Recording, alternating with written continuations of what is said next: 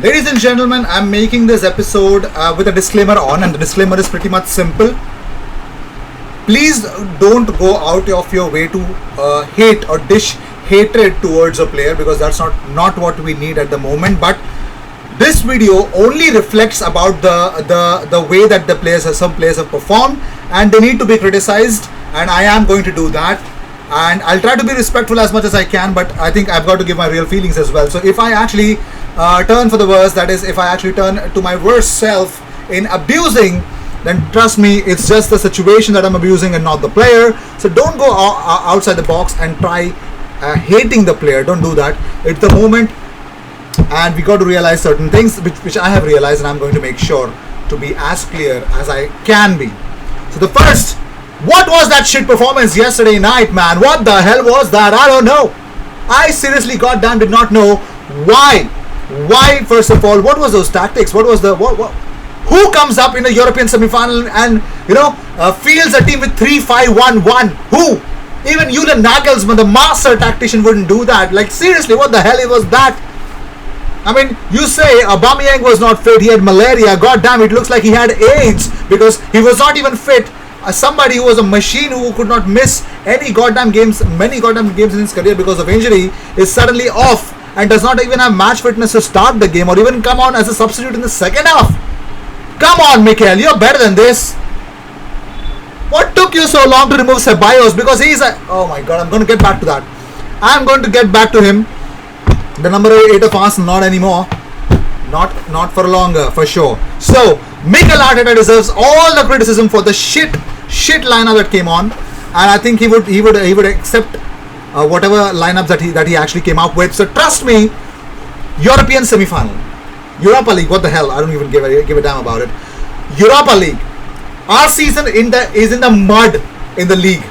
No silverware in terms of domestic competitions. Our only way to the top, it's not just that we want to win the Europa League because we want a European silverware. We want it because it qualifies us to the Champions League next season, the elite competition that we have never reached. And you come up with, you're the manager, and you start 11 players, youngsters who did not even have a clue in the whole of first half. Like, They needed a thrashing, a bashing, a slap on their faces in the second half to turn up. Seriously, it took them 45 goddamn minutes to understand that how serious they should be in this game. Pathetic. The first goal, Villarreal had practiced it literally for 10 to 20 times before coming into this game, and they executed it to perfection. Manu goddamn Trigueros. I mean, he's changed literally a lot of La Liga teams like a chameleon. Changes colors. He has scored against us. How goddamn shit we were in that midfield, man. How goddamn shit. I did not even realize that Thomas Partey, we paid 45 million for somebody who has bossed La Liga stats in midfield, and he literally did not even know how to pass even sideways, goddammit.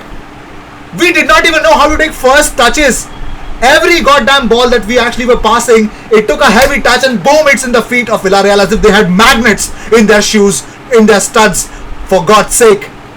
And Unai Emery, for God's sake, stop saying that, there is nothing that I respect Arsenal, there is no bad feeling. The way you celebrated both those goals showed vindication. That means you want to prove a point that you were wrong in sacking me. Stop, be honest at least. And for God's sake, let's talk about the second goal. How does a fucking 36-year-old get so much easy chance to score a goal like that? How? Just tell me. The best centre-back pairing that was going along till the semi-final, Rob Holding and Pablo Mari, switched off. Just goddamn tell me, how does your back four switch off in a corner and does not win aerial duels? Just kill that moment and just focus on this. How can they not jump for a corner? Nobody jumped for a corner. How? How do your centre backs don't jump? It's beyond me, goddammit. Rob Holding, Pablo Mari, nobody jumped for that first ball. Forget about the second ball. Thomas Partey was not even near Rahul Albiol. If you guys have jumped, why the hell do you guys watch each other? Like, are you gonna jump? Or was I supposed to jump? You idiots! You conceded Arsenal's best chance to get the Champions League football. Rob Holding, what the hell were you holding in your hands? No, seriously, what are you holding? I'll tell you what you're holding. You're holding back Arsenal. That's what you're holding. And Pablo Mari तुझा मारून टाकीन. मारीन ना आता. चप्पल फेकून मारीन तुला. Pablo मारी. मारली तुम्ही. मस्त मारली तुम्ही आर्सेनलची. असा डिफेंडिंग करतो का? सेमीफायनल आहे.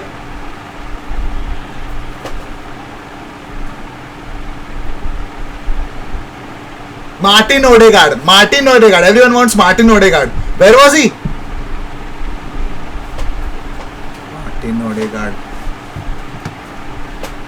Which brings me to the star of the show, the star of the evening. 2 days before, he goes into the media and he talks to publication and he says, my gameplay is more suited towards La Liga. You know what you deserve? You don't even deserve to be in Real Madrid's Castilla team. You don't even deserve to be there. Stop pretending as if you belong in La Liga. I'll tell you where you belong. You belong with either Granada or any low class team. Alcoyana should not even sign you. That's what you are. I don't understand why Mikel Arteta even started you yesterday. I seriously did not understand. Like, why? How dare you? How can you decide that you don't want to be at Arsenal? We all the Arsenal fans have decided it. You are not even needed at Arsenal the moment you committed a mistake against Benfica, Olympiacos, name every goddamn game in the Europa League. You were actually banged us. We were playing 10 men, not yesterday. Since the Benfica game, we are already playing 10 men. We know when you step on the pitch, we know it's. And one more time you tweet Vamos Gunners. There's nothing Vamos about Gunners. And there's nothing Vamos about you. Understand? I'm frustrated. You know why? Not because it's a very important game for a competition, but because of fucking semi-final. You may have switched off in the previous games, but on a flipping semi-final, you don't play like that. We are relieved that you're not available for the second leg, and I don't even want to see you anywhere near in the final squad. I don't even want to see you in the bench. You know what? Trust me. Pack your bags. You don't want to stay at Arsenal, right? It shows in your performance in the European competitions as well. Pack your bloody bags. Pack it, and pack all your Real Betis jerseys that you want to wear before the season to tease all the Arsenal fans. You know what? Pack all of them. Wear all the Real Betis shirts all you want, because when they see this performance of yours, even Real Betis don't want you. Yeah, that's a shit player. That kind of a shit player you are. You want to play for Spain. For what? You don't even deserve to play for under 23s for Spain. You don't even deserve to be there. You really don't. So please get out. Just go. Just go. You know, by just seeing yesterday's performance, FIFA should minus 10 in your overalls in your FIFA ratings. You should be 72. You should really be 72. You should be lower than that. What kind of midfield? Like, seriously. Referee has already given you a yellow card. Mikel Arteta spoke to you. Don't take a card. Don't take a card for some minutes. Be calm. What the hell do you want to be about? Like, why? What is?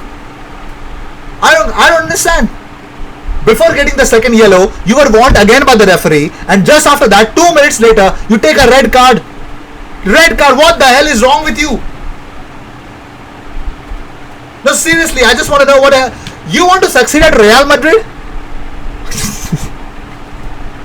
Thank God, Zinedine Zidane can see through your bullshit and realize this numbnuts, he doesn't even get close to my playing 11, let alone breaking him into the first team. He doesn't even make on the bench. That's what you are. You're nothing but you're going to get sold. You're being linked with Atletico Madrid and Real Betis. I pity those clubs if they even try to sign you. I pity those clubs. I really pity you. You try to nutmeg. You try to keep the ball possession as if you're like the ball magnet. You're not a ball magnet, you idiot. You're not the ball magnet. You're a liability to any club that plays you. You really are. You don't belong at Arsenal. I don't even care where you take your ass off in the next season, but you don't belong at Arsenal. So don't even expect Arsenal fans to even come at your Vamos Gunners post and give some Vamos to you. Don't even expect that. I feel sad for all the Arsenal fans who went to Dani Ceballos during the start of the season and begged him to actually join Arsenal on a loan deal. Idiots. Cringe-worthy idiots. I hope this is not replicated in the second leg, and I don't want to see Dani Ceballos anywhere, even in the playing 11, ever at Arsenal, ever again.